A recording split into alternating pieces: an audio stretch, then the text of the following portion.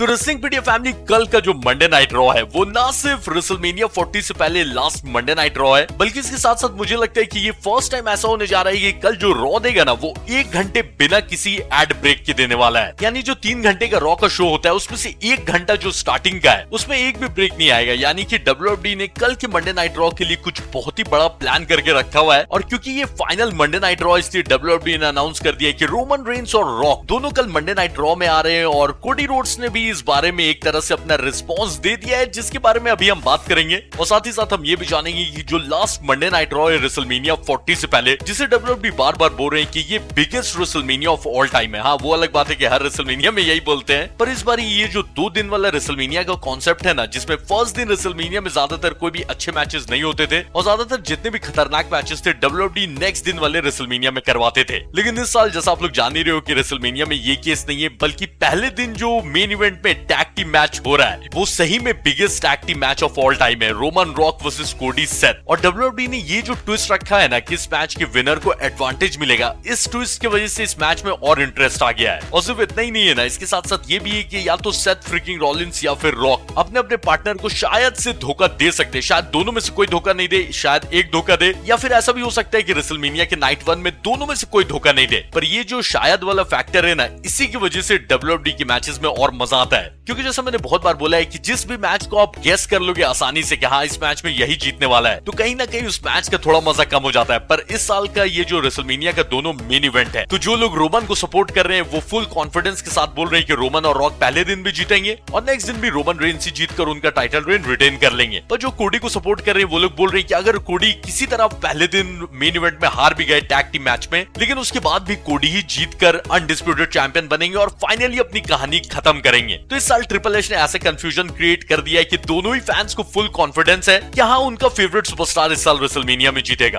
और जैसे मैंने वीडियो की स्टार्टिंग में बताया कि कल जो मंडे नाइट रॉ होने वाला है, जो कि रेसलमेनिया 40 से पहले लास्ट रॉ है, इसके लिए WWE ने तो बहुत पहले से अनाउंस किया था कि इस रॉ में रॉक आ रहे हैं, लेकिन अब साथ ही साथ ये भी अनाउंस कर दिया है कि रॉक के साथ साथ ट्राइबल चीफ रोमन रेंस भी आ रहे हैं। और जैसा आपको याद होगा कि लास्ट मंडे नाइट रॉ में रॉक ने पहले कोडी को आके कान में कुछ बोला, जो शायद कहीं ना कहीं फैंस को स्टार्टिंग में ऐसा लग रहा था कि रॉक कोडी के साथ मिलकर कुछ प्लान बना रहे रोमन को धोखा देने का। पर रॉक खत्म होते होते हमें पता चल गया कि रॉक ने एक्चुअली क्या बोला था। रॉक ने बोला था कि आज रात में तुम्हें मार के तुम्हारा खून निकाल दूंगा। और रॉक ने ना सिर्फ अपना प्रॉमिस किया बल्कि कोडी को इतने बुरी तरीके से मारा है कि शायद ही हमने लास्ट टाइम पीजे एरा में इतने बुरी तरीके से किसी का खून निकलते हुए देखा था। और बात सिर्फ खून की नहीं है, खून तो चलो कभी कभी बहुत सारे सुपरस्टार्स के निकल जाते हैं जो कि WWE ब्लैक एंड व्हाइट कर देते थे, लेकिन इस बार रॉक ने खून निकालने के साथ साथ भर भर के जो गालियां दी हैं। और जैसा आप लोग जान रहे हो कि WWE PG-13 है तो वो लोग गालियां देना अलाउ नहीं करते, लेकिन रॉक TKO के बोर्ड मेंबर है और अगर उनको लग रहा है कि ठीक है चलो गालियों को बीप कर ही दिया जा रहा है और इससे फायदा ये हो रहा है कि मंडे नाइट रॉ और ज्यादा रियल लग रहा है। बल्कि रॉक ने बोला भी था कि तुम लोगों को क्या लगता है कि रॉ खत्म हो गया तो मैं कोडी को मारना छोड़ दूंगा, तुम्हारी स्क्रिप्ट गई तेल लेने, भाड़ में जाओ तुम लोग, मैं मारते रहूंगा। और कोडी जो बेल्ट पहनते अपने पापा को ट्रिब्यूट देने के लिए, वैसा ही बेल्ट रॉक भी बनवा के लाए थे, लेकिन उसमें मामा रोड्स लिखवा दिया था। और रॉक ने कुछ टाइम पहले बोला था कि कोडी की मां जब रिंग साइड बैठी रहेंगी तो रेसलमेनिया में रॉक इसी बेल्ट पर कोडी का खून लगाएंगे और कोडी को हराने के बाद कोडी की मॉम को उनके बेटे का बेल्ट में लगा हुआ खून दिखाएंगे। लेकिन इस चीज के लिए रॉक ने रेसलमेनिया तक का इंतजार नहीं किया, मंडे नाइट रॉ ही में कर दिया है।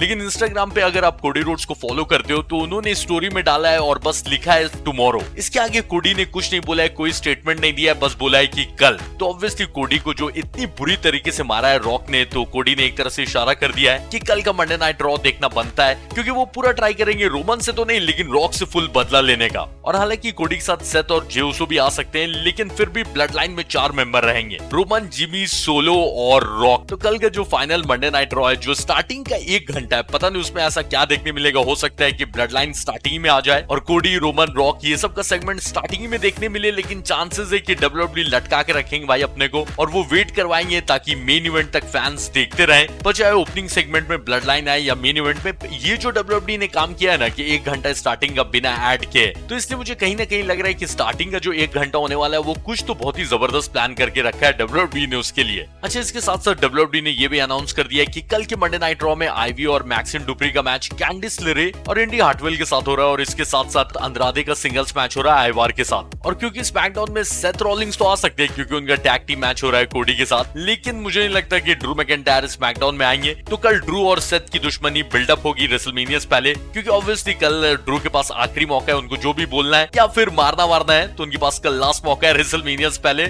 और भले ही WWE ने अनाउंस नहीं किया, लेकिन फेस ऑफ या फिर ब्रॉल आपको देखने मिलेगा गुंथर और सैमी ज़ेन का, प्लस की रिया रिप्ली और बेकी लिंच का। और जब इस साल WWE ने बोल ही दिया है कि ये biggest WrestleMania of all time है, तो हो सकता है कि ये रेसलमेनिया 40 से पहले वाला रॉ यादगारी हो, तो कल का रॉ मिस नहीं करने का है। तो चलिए मैं मिलता हूँ नेक्स्ट वीडियो में, और जानने से पहले वीडियो को लाइक करिएगा, नए हो तो सब्सक्राइब करिएगा। टाटा, टेक केयर, ख्याल रखिए सब।